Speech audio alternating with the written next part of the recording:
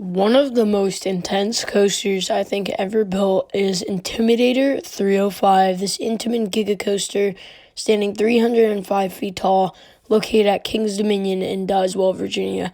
This coaster, I think, is one of the most. I think this is the most intense coaster built on Earth, and I'm gonna agree with Taylor Bybee on Coaster Studios with that statement because that is so true. That this thing is insane. I think it's so forceful.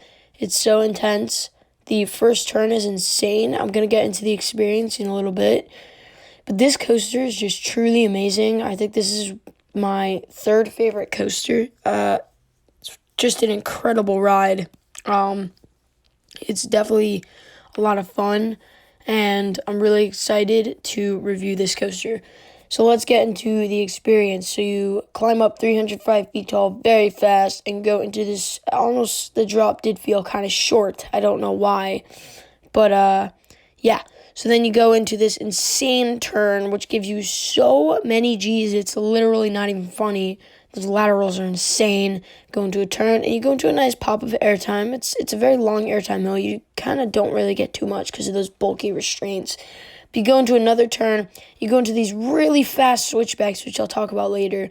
And you just keep going, go through more turns, lots of airtime. And it's so fast. This thing never loses its speed. It's not even funny. So you go into another turn, into a switchback, and then into the final brake run. Now this coaster, man, I have to say, this thing is so insane. It is one of the most intense coasters. It's the most intense coaster I've ridden.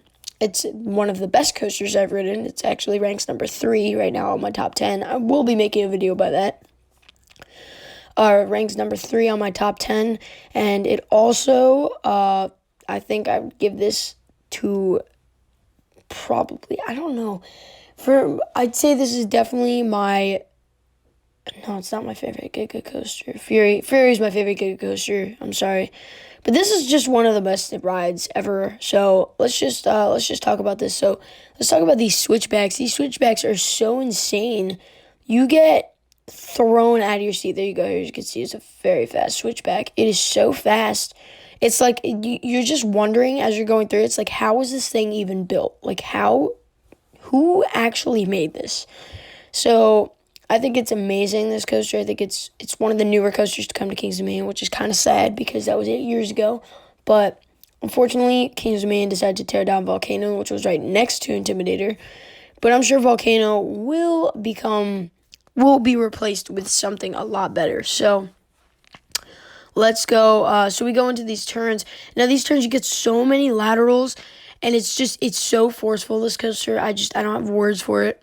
It's so amazing. But, yeah, this trim brake, unfortunately, on that airtime hill does kind of kill the speed. But one thing that's really, really good about this coaster is its speed and how low to the ground it is, because you never do lose your speed. It's just so amazing.